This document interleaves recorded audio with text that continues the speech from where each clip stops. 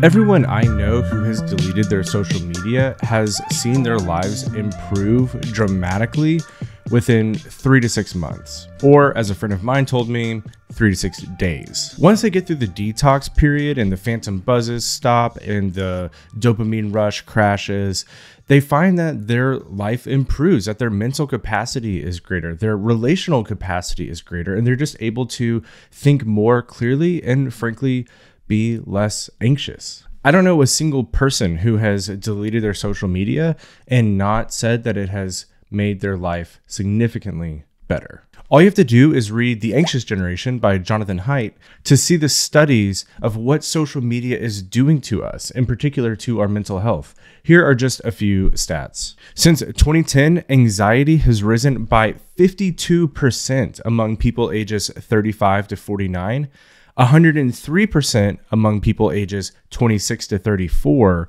and a staggering 139% among ages 18 to 25. Haidt makes the definitive case in The Anxious Generation that this increase, along with many other equally shocking statistics, is due to social media. Social media is the fountainhead of our mental health epidemic. This alone should make everybody pause and consider their relationship with social media. Being a casual social media user is no longer an option. It is far more damaging than it is beneficial. Casually using social media, mindlessly scrolling through your feed, looking for videos and tweets and posts just for entertainment and pretending like it's making you more informed than it actually is not a neutral option. If you are not in control of your social media is going to be in control of you. And your life will be worse off for it. Why would you subject yourself to a worse life, weaker relationships, bad mental health, and a number of other damaging factors just to watch a few mildly funny videos? Count the cost.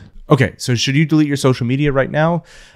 Maybe, but not necessarily. I do think it's possible to be on social media without losing your mind, much less your soul. But I am increasingly convinced that most people should delete their social media. And the people that stay have to adopt a more active posture towards it. You can't allow yourself to become a passive user of social media. If you do, you're just going to be subject to the whims of the algorithm. But both of those groups, the people who leave and the people who stay, have to practice the fruit of the Spirit, in particular, the fruit of self-control. So it seems to me that moving forward, there's going to be two dominant postures towards social media: digital monks and digital missionaries. So let's talk about them, starting with the monks. Digital monks are not Luddites. They don't eschew every form of technology. They listen to podcasts and have an iPhone and watch YouTube videos and read articles just like you and everybody else. But what they do abstain from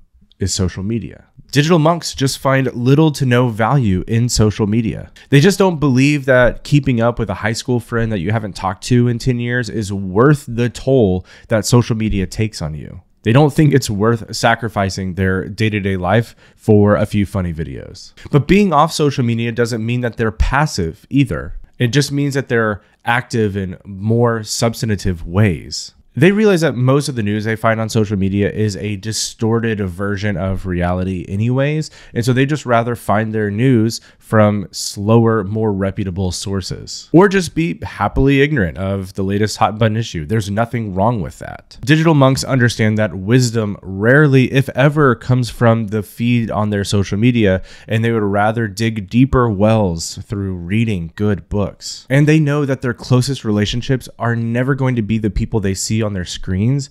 It's going to be the people that they know in real life, that they hang out with, that they go to church with, that live on their street, the people that they invite over for dinner. Those are the relationships that matter the most. So, digital monks trade followers for true friends. They invest locally. They deepen their relationships. They connect people and organize hangouts. They practice hospitality. And they serve their church. Their measure of success is no longer reach, but depth. It's no longer posts, but it's people. And it's no longer likes, but it's love. Digital monks are not passive. They are incredibly active in their communities, in their church, and in their relationships, not to mention in the development of their own personal and spiritual lives. I think a lot of us are called to be digital monks. But there is a second group, the digital missionaries. It's important to say that digital missionaries are not simply the opposite of digital monks. In fact, they take on a lot of the same practices as digital monks. They have limits on their social media. They have practices around it. They actively engage their local communities and have many of the same measurements of success. They invest locally in their churches, in their communities, in their friendships, and they define love and success by the same standards, by what's happening in their real life. The main difference is that they see the internet as a mission field, and they use their gifts and resources and abilities and knowledge to reach it. So that could be through videos or podcasts or writing or any other type of digital media in order to reach people in the social media distortion zone and bring hope and light and life and Jesus to these people. They believe that Jesus can actually use digital media in order to reach people and save them in more ways than one. Digital missionaries know that lots of people have been sucked into the distortion zone of social media, and they've got an internet brain, and they've been raptured out of their communities and into cyberspace, and they need somebody to push them back out into the real world, into their lives, and into God. But digital missionaries are not lone rangers. They are embedded in their church. They submit their content to the feedback and the input of their elders and community and friends. They don't just get to go do whatever they want. They send their things to people before they publish them. Or if somebody in their real life sees them saying things online that are false or not in line with who they really are in person, then they are open to rebuke and correction and to change course as necessary. They hold themselves to a high standard of engagement on social media. Like it says in James 1:19, they are quick to listen, slow to speak, and slow to become angry. They don't create content that just plays to people's fears and just trying to clickbait them into more content. They conduct themselves with honesty and integrity in their online content, even if it slows their growth compared to others. Something that's important to say is that these categories are not static, they're dynamic. Somebody could be a digital missionary for a season, and then things change in their lives and it's time for them to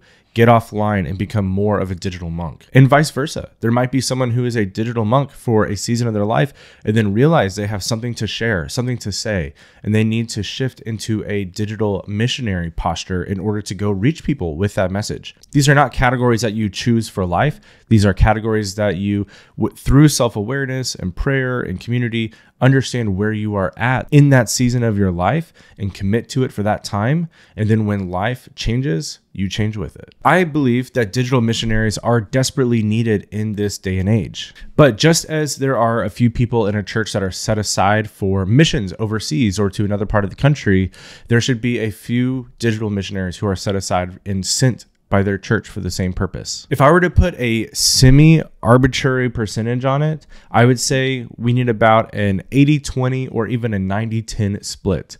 80 or 90% of Christians adopt a digital monk posture and 10 to 20% of Christians adopting a digital missionary posture. We need far more monks who are invested in their community and developing themselves in their own relationship with God, more than we need people online reaching others. But we do need those people online reaching other people, and we need them to be good, healthy Christians. I believe that adopting these two postures for the church moving forward in the digital age is crucial. We need healthy Christians, healthy churches, good content online. Social media is actively sabotaging all of these things. So I think it's time that we redefine our relationship with social media and we make a choice. Are we going to be a digital monk or a digital missionary? I don't think there's a middle ground, and I don't see any other way forward. It's time to choose.